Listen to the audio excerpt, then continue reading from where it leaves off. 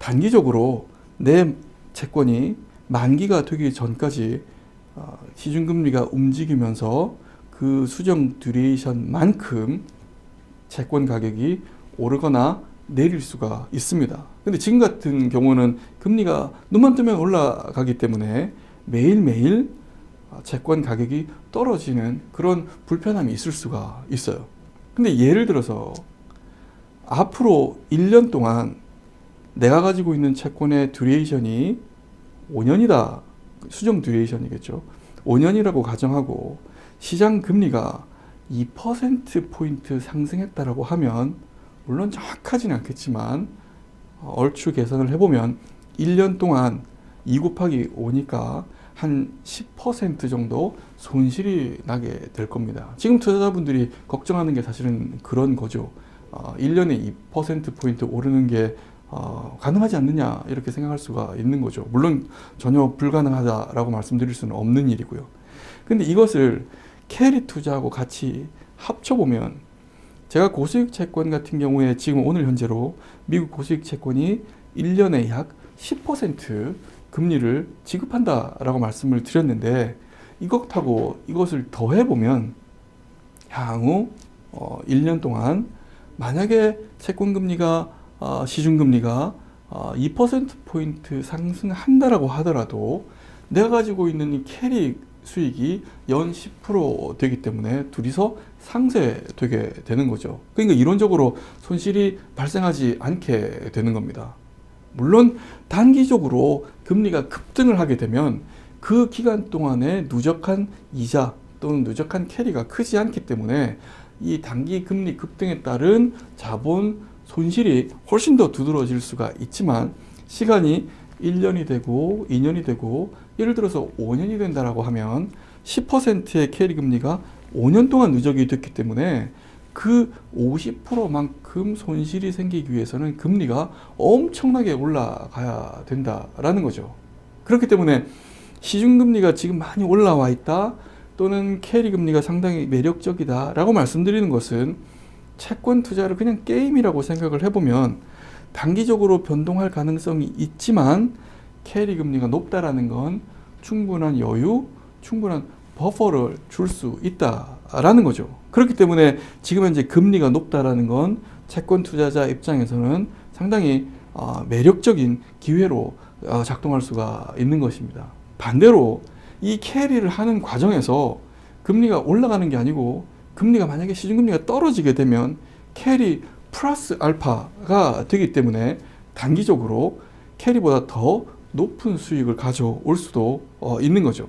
그렇지만 이런 것들을 모두 차치하고서라도 만약에 내가 여유를 가지고 투자할 수 있다면, 그래서 어떤 특정한 채권을 사서 만기까지 보유할 수 있다라고 하면 그 안에 움직이는 단기적인 변동성들 또는 이자율 위험들은 사실은 조금 무시해도 된다라고 생각을 합니다. 중요한 것은 만기까지 가는 과정에서 내 수익이 또는 이자가 얼마나 누적될 것인가가 훨씬 더 중요하다라는 거죠. 실제 저희들이 과거 지난 몇 차례 사례 중에서 어떤 금리에 들어갔을 때 그 이후에 몇 년 지났을 때 실제 실현된 수익률이 얼마인가 라는 것을 찾아봤어요. 그림에서 보여드리고 있는데요.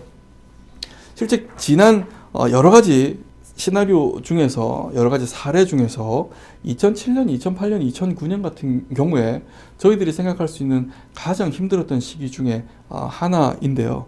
금융위기가 터지기 직전인 2007년도에 어떤 분이 고수익 채권 시장에 투자를 해서 들어갔다라고 가정을 하면, 그때 금리가 한 7.3% 정도였는데요.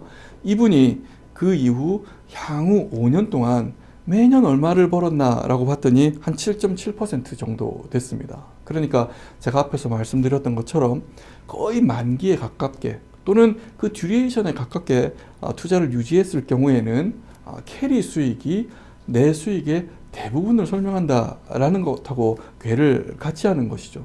물론 2008년도는 상당히 힘든 시기였는데요. 그때는 하이힐드 채권 금리가 여기 그림에서 보시는 것처럼 22%까지 상승을 했을 때였어요. 어떤 분이 운 좋게 22%의 투자를 하셨다라고 했을 때 이분은 그 이후 5년 동안 연율화 기준으로 약 21.2%를 실현할 수가 있었어요.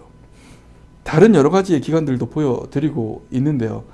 이 기관들을 통해서 보면 투자자들이 투자를 결심해서 들어갔던 그 순간의 시장의 금리 수준이 결국에는 캐리 수익이 돼서 한 5년 정도 지나 보니까 그분의 연율화된 수익하고 크게 다르지 않더라라는 겁니다.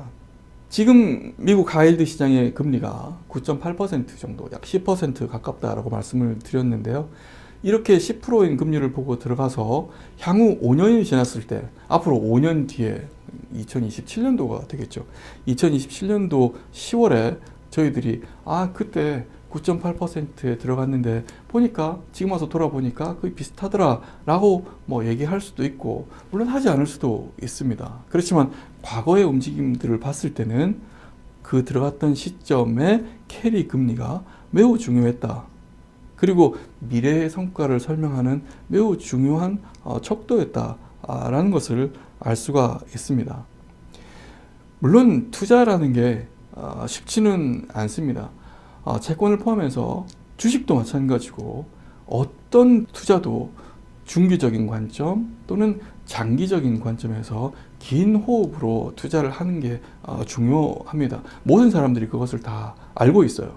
그렇지만 지금과 같은 시장 상황에서는 그걸 알고 있음에도 불구하고 단기적인 변동성 또는 당장 오늘 저녁에 나타나는 부정적인 뉴스, 그리고 다음 달에 걱정되는 이러이러한 뉴스들이 걱정이 돼서, 그래서 앞에 말씀드렸던 그 많은 위험 중에 하나인 특정한 위험이 훨씬 더 부각이 되는 경우도 있습니다.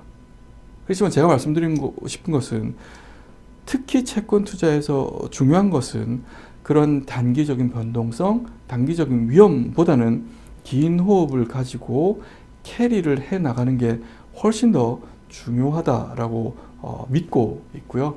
지금처럼 어려운 시장 상황에서는 그렇게 긴 호흡으로 캐리 투자를 하는 게 훨씬 더 중요하지 않나라고 생각을 하고 있습니다. 네, 자세한 설명 감사드립니다. 아까 잠깐 언급하셨는데 오늘 말씀 주신 내용 외에 채권에 투자하는 데 따르는 다른 위험에 대해서도 설명해 주실 수 있으신가요? 시간이 많이 경과됐기 때문에 아까 제가 말씀드렸던 몇 가지 다른 위험들, 신용 위험이라든가 FX 위험이라든가 아니면 흔히 리퀴디티 위험, 유동성 위험에 대해서는 다음 시간에 제가 추가적으로 설명을 드리도록 하겠습니다. 네, 파트장님 감사드립니다. 네, 고맙습니다.